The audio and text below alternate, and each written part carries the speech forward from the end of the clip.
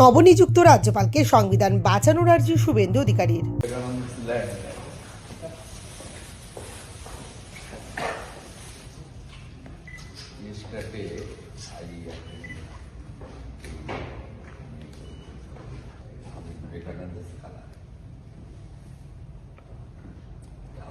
দায়িত্বভার গ্রহণের পর শুক্রবার লোকভবনে পশ্চিমবঙ্গের নবনিযুক্ত রাজ্যপাল রবীন্দ্র নারায়ণ রবির সঙ্গে সাক্ষাৎ করেন রাজ্যের বিরোধী দলনেতা শুভেন্দু অধিকারী।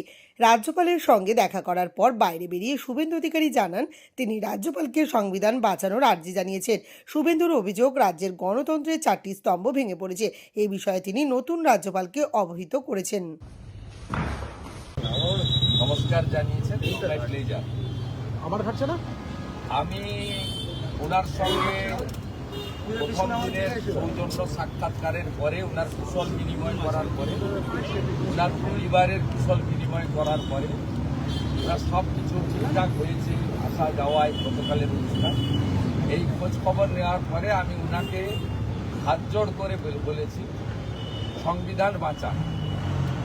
আমি বলেছি, আপনি তামিলনাড়ুতে ছিলেন, তার আগে আইপিএস হিসেবে দেশকে সেবা দিয়েছেন, খুব গুরুত্বপূর্ণ পদে ছিলেন। কিন্তু বিরোধী দলনেতা 11.5 মাস বিধানসভার বাইরে আপনার অভিজ্ঞতায় কোথাও নেই।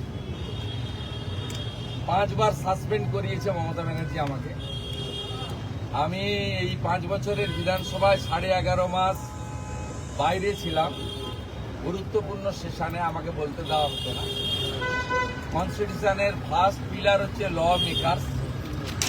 নগেন মুর্মুকে যেভাবে মারা হয়েছে, কেন্দ্রীয় মন্ত্রীদের যেভাবে আক্রমণ করা হয়, বিধানসভার ভিতরে বাইরে বিধায়করা বিরোধী দলে যেভাবে আক্রান্ত হয়, তাতে আমি বলেছি যে সংবিধানের প্রথম পিলার ল মেকার্স, অর্থাৎ এমপি এমএলএরা এই রাজ্যে বিপন্ন, যদি বিরোধী দল। আমি বলেছি, এই স্পিকার 15 বছরে সংবিধানকে মানেননি। 10th শিডিউল 54 জন সুইচ ওভার করেছে, ভিতরে এক দল বাইরে এক দল, এদের সদস্য পদ যায়। দ্বিতীয় বলেছি, ব্যুরোক্রেসি, কেউ রিটায়ার করে না। আলাপন ব্যানার্জি প্রধানমন্ত্রীকে অপমান করলে তিনি মুখ্যমন্ত্রীর অ্যাডভাইসার হন। জোড়া জোড়া চাকরি যদি কেউ পান, হরিকৃষ্ণ দ্বিবেদীরা পান, মনোজ পন্তরা পান, রাজীব কুমাররা পান, কেউ রিটায়ার করেন না। দেহত্যাগ ছাড়া পদত্যাগের কোনো সুযোগ নেই। মমতা ব্যানার্জির স্তাবক ব্যুরোক্রেসি।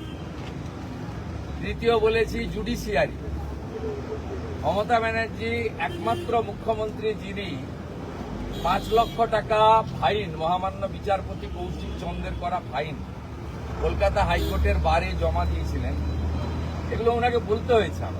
আমি যেটুকু সুযোগ পেয়েছিলাম প্রাথমিকভাবে ওনাকে আমি বুঝিয়ে, উনি তো সংবিধানের প্রধান, তাকে বলেছি জুডিশিয়ারিতে কিভাবে মহামান্য বিচারপতি রিটায়ার্ড বিশ্বজিৎ বসু, মহামান্য বিচারপতি রিজাইন প্রাক্তন অভিজিৎ গাঙ্গুলির এজলাস, কিভাবে মহামান্য বিচারপতি অমৃতা সিনহাকে অ্যাটাক করা হয়েছে, কিভাবে কিছুদিন আগে আইপ্যাকের ঘটনা যাতে সিবিআইতে না যায়, ইডির রেড, মাননীয় বিচারপতি শুভ্রা ঘোষের এজলাস ভণ্ডুল করে দেওয়া হয়েছে ল কলেজের তৃণমূলপন্থী স্টুডেন্টদের নিয়ে। অর্থাৎ জুডিশিয়ারি এখানে বিপন্ন। এখানে রাজাশেখর মান্তার মতো সিনিয়র রেসপেক্টেড বিচারপতি, মহামান্য বিচারপতির বাড়িতে আমার এবং অমিত শাহজির ছবি দিয়ে পোস্টার পড়ে বলেছি। তৃতীয়।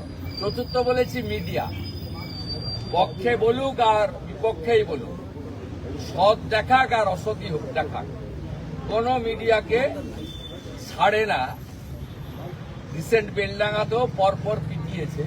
অর্থাৎ সংবিধানের 4র্থ স্তম্ভ মিডিয়াও বিপন্ন। বিশেষ করে ইউটিউবার এবং সোশ্যাল মিডিয়ার লোকেদের তো জেলে পুরেছে, এমন কোন লোক বাকি নেই যারা সরকারের বিরুদ্ধে বলেছে তাকে জেলে পড়েনি। আমি